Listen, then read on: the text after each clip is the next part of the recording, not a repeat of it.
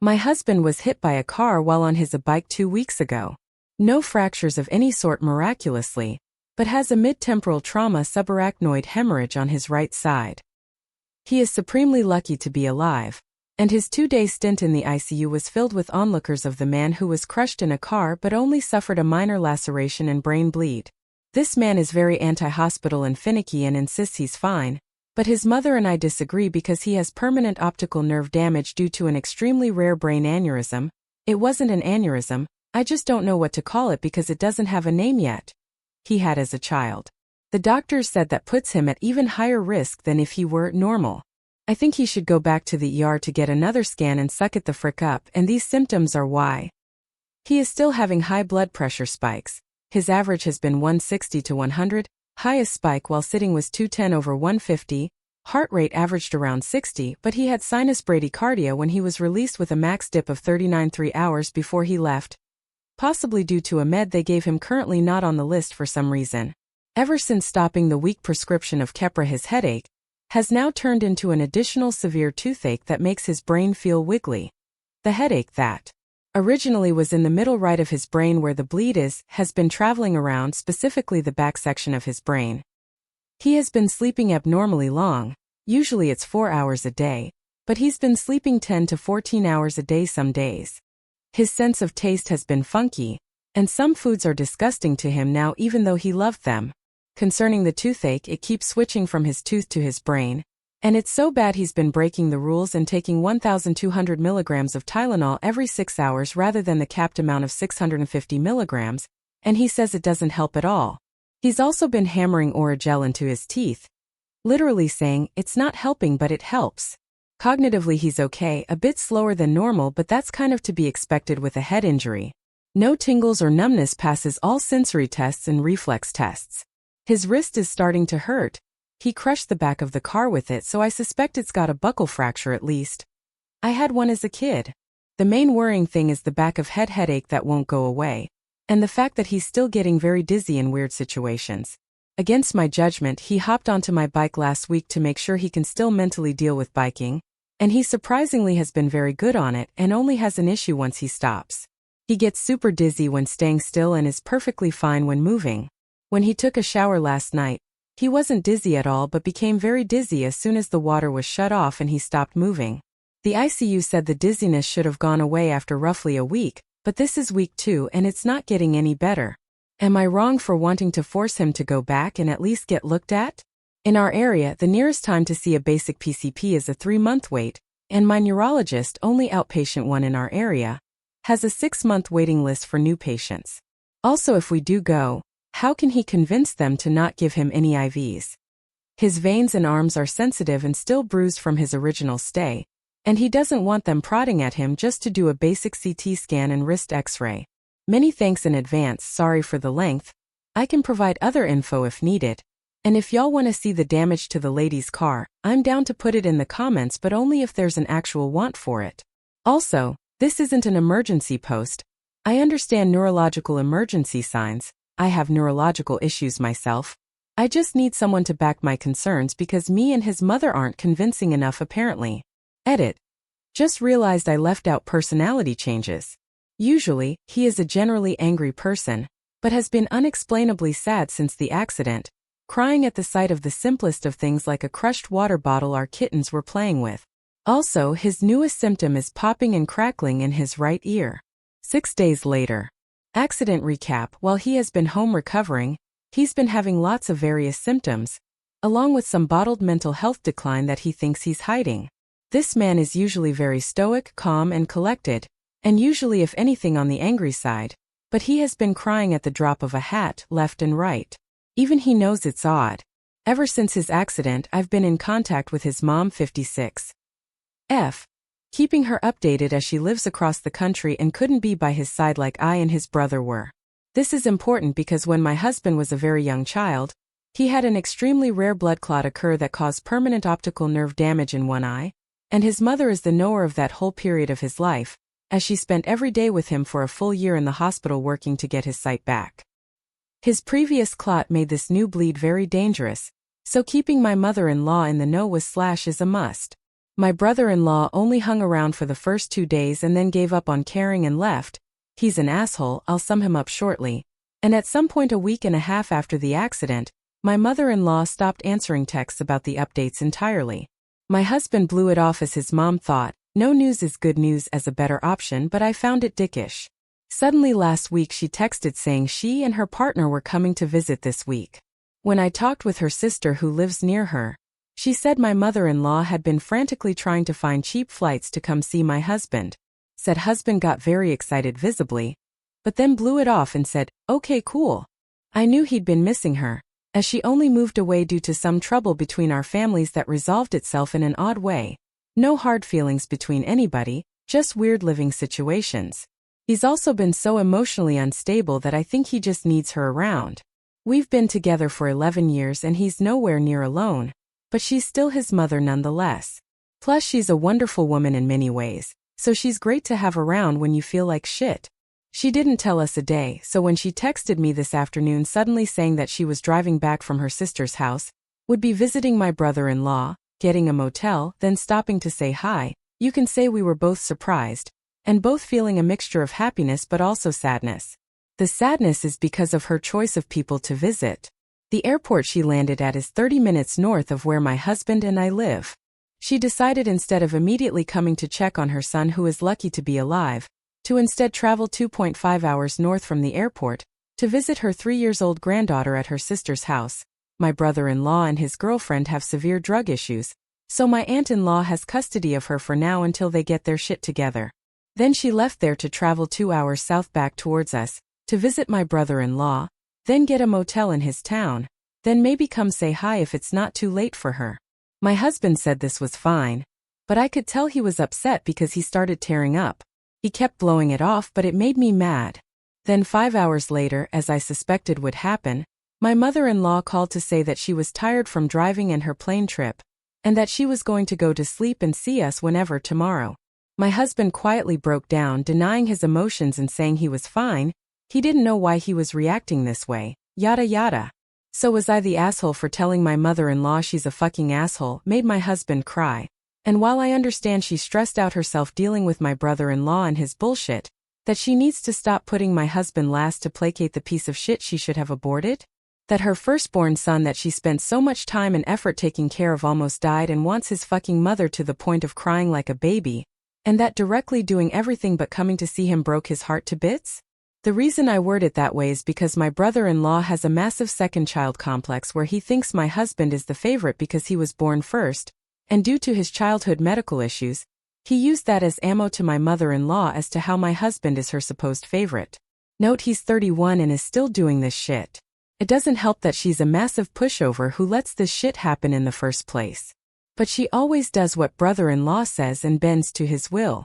Every time she visits, we only see her once for a few hours out of her week-long stay, because my child of a brother-in-law wants his mommy to himself, and she caves. My husband likes to keep to himself so he says it's fine, but I can tell he thinks his brother is the favorite and it makes him cringe internally and seethe with. But thirdary. I don't know when she's going to be here tomorrow but I really want to lay into her. My husband says leave it be, she's got a lot on her plate. I called bullshit, she's literally on vacation right now, there's nothing on her plate. She should have come to see him first. Whether she plans on spending a whole day with him tomorrow or whatever, it doesn't matter. She said she missed him and desperately wanted to see him and hug him, but when it came down to it, she'd rather go cuddle with a baby who barely knows her, than travel to a different location entirely to visit that baby's shitty father instead. Then not even show up at all. I think I'd be in the right by calling her out, but I think I would also be an asshole because she's a usually wonderful woman who has helped us so much throughout the years, is dealing with a stupid man-child and trying to help him get his daughter back, which is saintly itself considering he doesn't deserve anyone's help in general. She doesn't deserve someone yelling at her. But I can't just sit here while my son and stars breaks to pieces. Also, since my own mother's death and our previous relationship, I've been a bit touchy on the subject of how mothers and children should treat each other.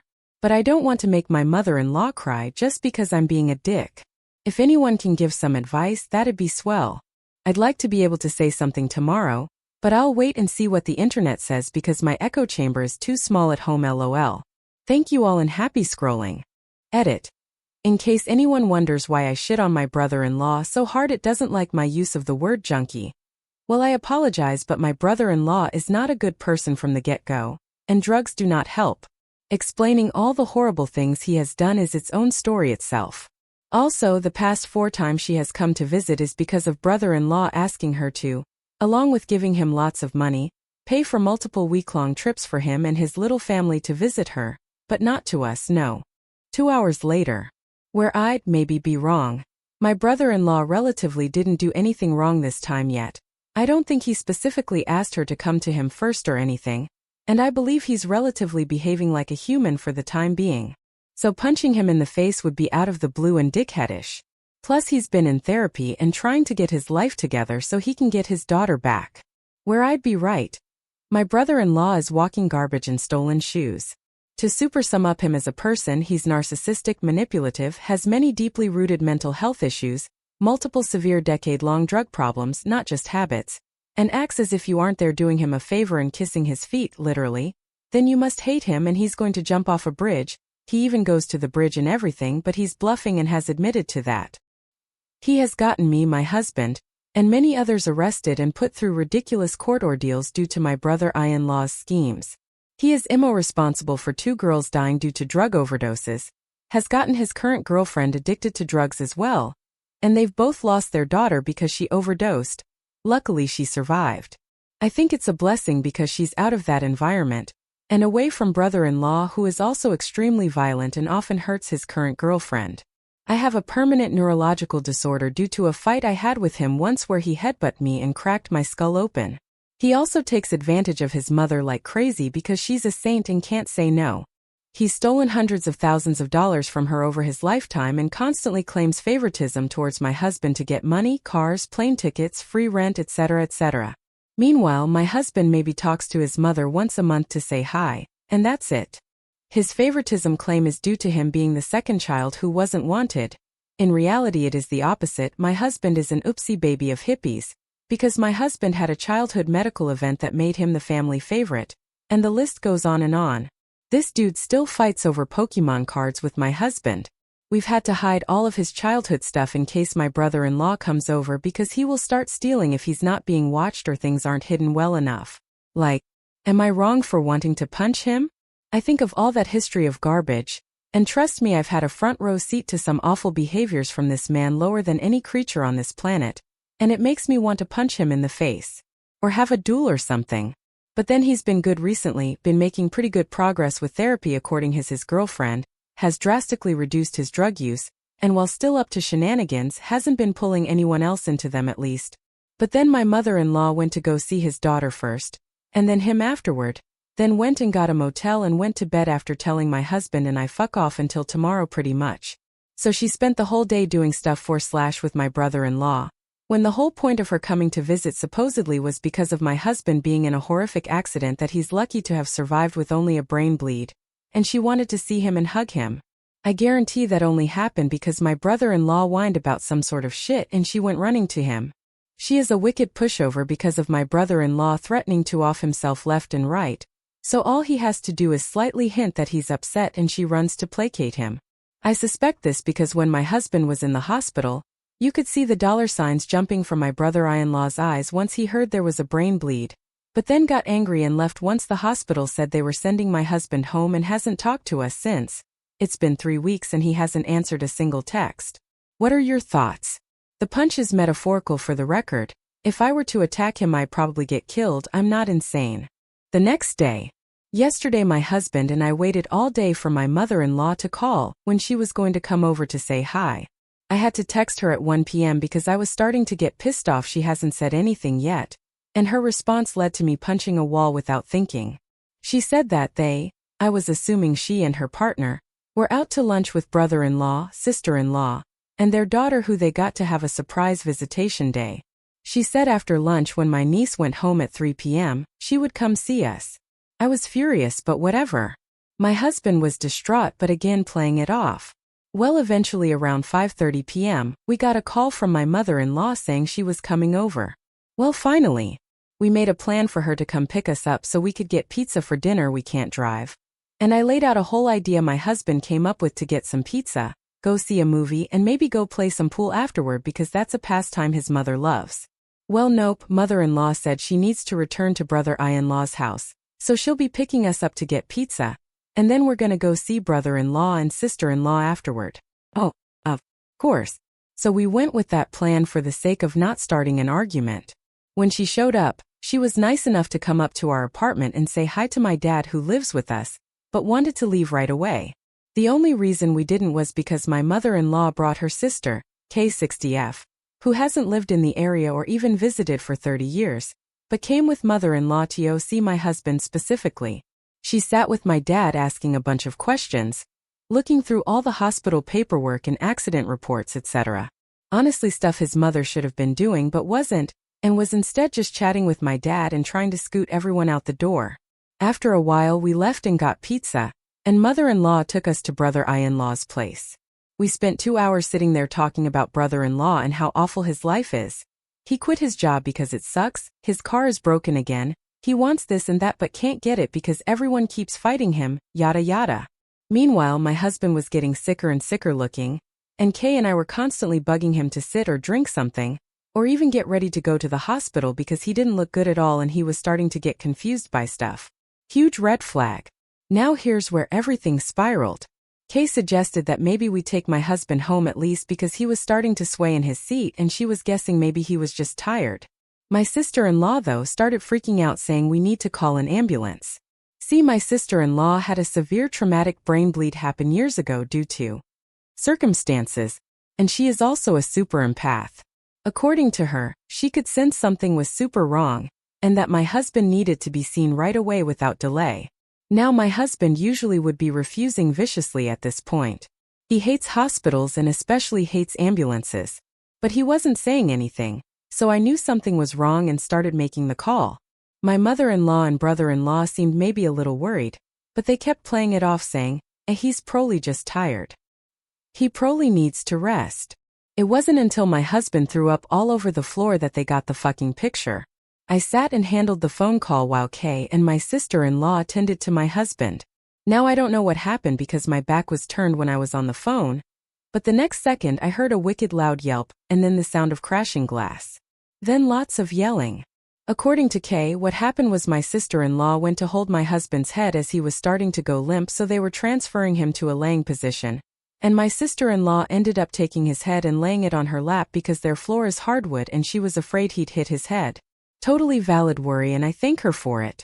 My stupid brother-in-law didn't like that though, and without thinking about anyone but himself, grabbed my sister-in-law by the hair, picked her up by it, she's tiny so it's very easy, and threw her into their coffee table. Multiple things happened at once and I can still see it in my mind's eye in slow mo. First, my husband's head had dropped to the ground, and Kay wasn't close enough to catch him, so he ended up hitting his head. At this point I turned around and saw sister-in-law in a bloody pile of glass, mother-in-law holding brother-in-law back from trying to attack sister-in-law, while my husband was having a full grand mal seizure on the floor beside them about to get stepped on. Panic doesn't even begin to describe the feeling I had. Even though unfortunately, due to my having epilepsy, I understand a no seizure protocol. I was in a panic noting the time and all that jazz. I didn't even notice the EMTs and police show up. They heard the crash on the phone and assumed to send police as well. The ambulance scooped my husband when his seizure luckily stopped, rushed him to our chosen hospital, and scooped my sister-in-law off with my mother-in-law to go to a separate hospital closer by. The one my husband was brought to is a level 4 trauma center and is better equipped. Kay drove behind us in the ambulance because apparently she's acting mother now, which at this point I don't even care about anymore. So now my shitty brother-in-law is in the police station and has finally been arrested for his actions. Not sure if my sister-in-law will continue with that as this is not their first rodeo, nor do I know what will happen with my niece now. My mother-in-law is staying with my sister-in-law so she's not alone, but she should really be swapped with Kay, and even Kay thinks so too. I asked Kay what's been going on with mother-in-law, and why lie and pull such a ruse, and she said she has no idea what's going on, but something does seem strange as this is totally outside of mother-in-law's normal behavior. We don't suspect she's using drugs as she has pretty severe heart problems, but something's definitely up. But that doesn't matter at all to me right now. I did end up saying something to my mother-in-law over the phone last night. I as calmly as possible just let her know how my husband has been taking her sudden neglect and told her hopefully this is a wake-up call to stop putting all her time, care, and attention to a wife-beating piece of crap. She's actually his longtime girlfriend, but case still stands. Her response was stuttering and then silence. She's supposed to be here in half an hour, but now I don't even know if that's going to be a thing because supposedly brother-in-law is going to be released sometime this morning on bail, so I assume she'll run off to be with him instead. Sister-in-law said no matter what, she'll walk here if she has to. Concerning my husband, he was brought straight past the ER, directly to the ICU after being shoved through a CT scan. They said he had had a rebleed and it had grown 2 centimeters more than it was before, putting a lot more pressure on his brain, hence the seizure. I knew it was a risk, but it's awful to watch your universe convulse uncontrollably. I know my husband watches it happen to me constantly, but it's very surreal being on the other end of the situation. We're currently waiting for any news other than bad news because so far it's been nothing but bad news. And if the bleed doesn't stop, they have to fly him to the big city nearby to one of the bigger hospitals to be prepped or surgery. I am freaking the fuck out, but no, there's nothing I can really do at this point but be here for him and divulge every bit of info anyone might ever need about him. I don't want my husband to die. If he dies, I literally won't be able to continue living in this world. So hopefully he lives and his mother comes to fucking see him. Edit. Forgot to mention, mother-in-law originally was only staying in town for 2 days. That second day she was in town was to be our only day with her. The next day she was planning to take brother-in-law and his family to the beach, and then travel up north again for the rest of her stay to be with her other sister. So the "this trip is to see you" line was as horse shit as I thought it was. Now I don't know what her plans are. For days later. Hello everyone. I wasn't expecting such a turnout of well-wishers and concerned readers, and I appreciate everyone's comments of concern, advice, and overall support. It has made the time go by, rather than be at a standstill. Now for the update, which will hopefully answer some concerns and questions y'all had. Shortly after my last update, my husband went in for another CT scan and things were looking good. No growth of the bleed whatsoever, so he was on a 6-hour watch until his next CT to see if he could be labeled stable again. He made it 2 hours before having another grand mal seizure, luckily only lasting 2 minutes total. They weren't sure whether to give another CT right away due to a possible cluster, so after an hour or so he went off for another CT. They also prepped the helicopter in case it was needed to fly him to the bigger city an hour away so that he could get surgery there, as the hospital we were at wasn't equipped for that. Turns out that the seizure opened the hole and now the bleed was fucking massive. It had reached 5.3 centimeters and was leaking towards his ventricles. My husband was somehow conscious and his eyes were open, but he definitely was not all there and could barely speak. He did recognize me though, and he was able to remember and say our special goodbye that we say to each other before they took him off to the helicopter. I wanted to go with him, but they told me it would be better if I could drive because my weight would slow them down and they needed the space. I called bullshit but didn't want to fight them too much, and left with Kay as I am not able to drive. On the way to the city, I called my mother-in-law to see what was going on with sister-in-law, and informed them of the situation, as I had directly been ignoring their texts for the most part because I'd been staring at my husband for hours on end. Mother-in-law freaked out and said she was already on the road, and that she would be on the way to the city as well. She also informed me sister-in-law was with her and would be coming with, who then took the phone to inform me brother-in-law was staying in jail for DV and drug possession, as he had his daily dose of shenanigans in his pocket at the time of his arrest. Sister-in-law also let me know that she was fine, and that she just needed some stitches around her eyebrow because some glass cut her face. By the time I got to the hospital in the city, my husband was already in surgery. The plan, I guess, was to stop the bleeding from the source itself, and try to remove some of the built-up blood because it was creating too much pressure on his brain. He had another seizure on the helicopter ride, and the bleed was even bigger, although they either never told me the size or I didn't even soak that in at that point. But at this point, the only thing that I could do was wait out the surgery and see what would happen next. I'm no stranger to waiting for close family to hopefully survive awful and life-threatening situations and surgeries. It's like a curse that followed me since I was 4. Death follows me like the plague. And other than my husband, I only have my dad left as living family. I prayed death would take the fucking day off. My mother-in-law got to the hospital about half an hour after Kay and I. She was in hysterics, apologizing to me and Kay, and begging the doctors to let her into the surgery room at first but then acquiescing when told it was too late to see him. I told her she needs to tone it down and she's lucky I've even let her know where he is or what's even going on considering how she's been acting, and I honestly spent a good hour sitting there tearing into this woman. I loved my mother-in-law and felt so hurt that she left my husband high and dry to cater to a monster. I hated her for using our softer sides against us to drag us to my brother-in-law's house and into a living fucking nightmare.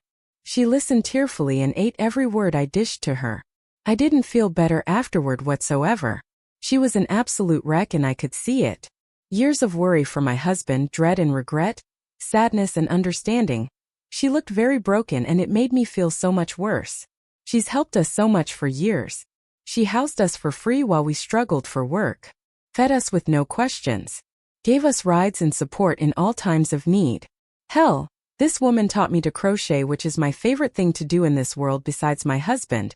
Insert quirky laughter here. I'm currently too tired. So when she responded to me with what she did, I honestly wasn't surprised and a little pissed at myself for not seeing it in the first place, and yelling at her as hard as I did.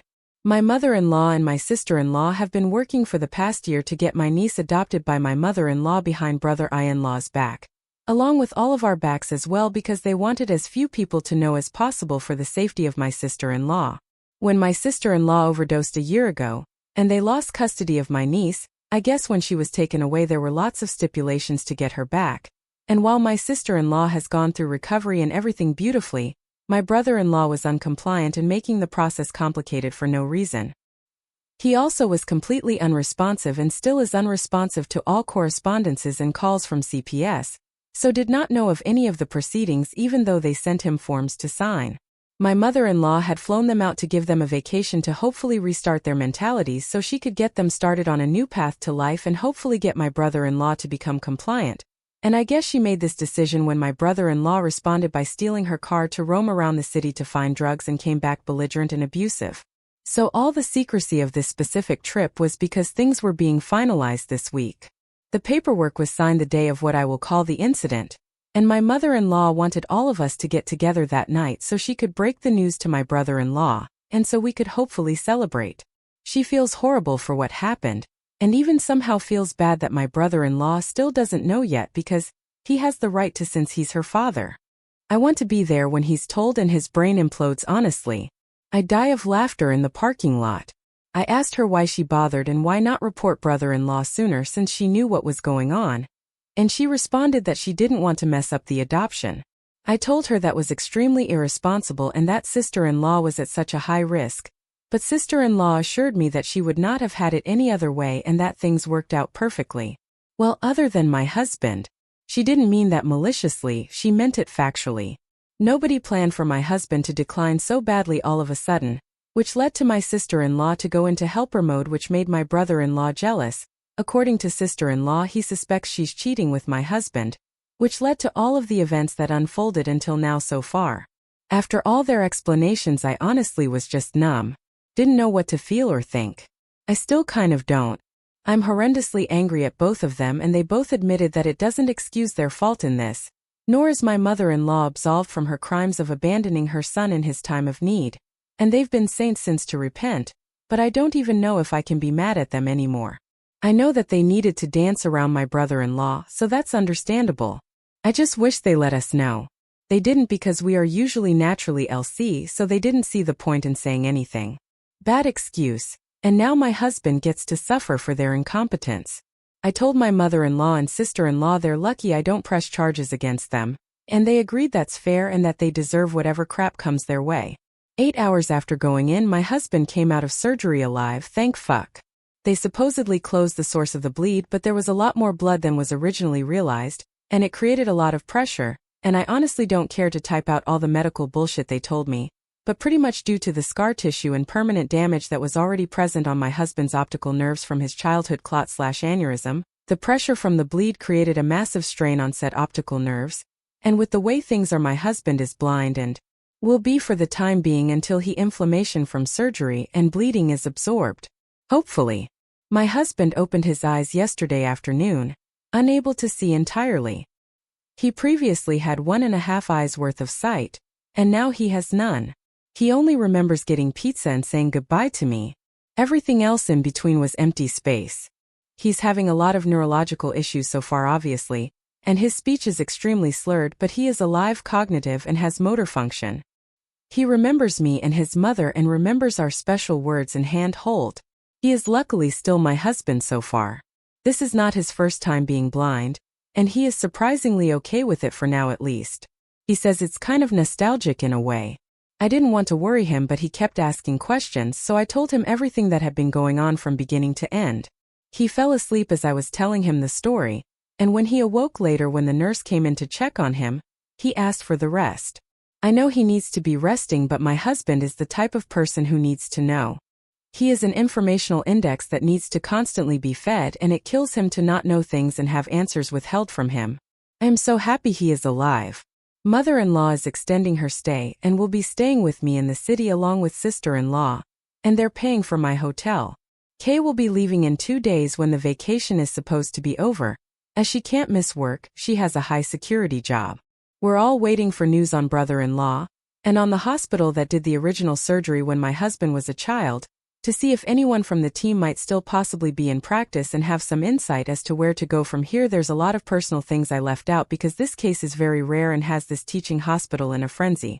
My husband's childhood event was a rare situation, so this is something that's never happened before so far from what they told us. 5 days later. Howdy everyone who has found this. I'm using this Reddit as a diary at this point. I love reading the comments and venting the events out to someone other than family. As my husband and I don't have friends as we're both pretty introverted. Not much to say so far other than my husband is still in the hospital and is still blind. They've contacted some of the old neurologists from his childhood, but haven't gotten anywhere with research yet. The bleed hasn't grown, but the swelling hasn't gone down much either. His blood pressure has been stable at least. My mother-in-law had to go home. She was not happy about it, but she is planning to move back across the country to stay nearby rather than move my niece to her house as was the original plan before all this. She already has called a realtor to look at a house in the area as well, so she's all in on this, I guess. Therefore she needed to go back with her partner. He has been with her the whole time since she returned with sister-in-law from the hospital, to pack up their stuff and get things settled. I've been keeping her updated. She's been gone for 3 days so far, and is due back sometime next week or so. My niece will remain at my aunt-in-law's house until she returns.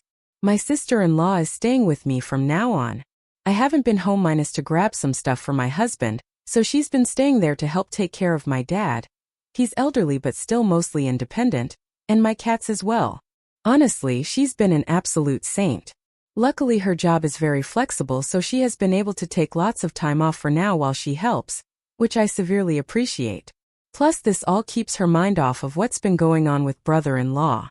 I don't know, I've just been working with my husband and the therapists and doctors every day, while also managing everything legally with the lawyers regarding the accident that started all this mess and all that jazz. It's been oh so fun. I'm fine though, no need to worry about moi. I've been enjoying this time with my husband the best I can. He's still definitely suffering many neurological complications that keep changing day to day, so it's hard to tell what's going to happen next, so we're just taking everything one day at a time. Oh, and brother-in-law's first trial was rescheduled. He tried to kill himself in holding when sister-in-law contacted him to let him know what was going on with my husband, so they have him in some sort of mental health evaluation hold for now or something. Sister-in-law didn't explain it well and I don't feel like researching right now. He doesn't know about my niece yet either. Sister-in-law decided to wait until he's seen someone to talk to first, like a therapist. I told her to just get it over with and she's considering it. I'll post again if anything happens. Happy doom scrolling.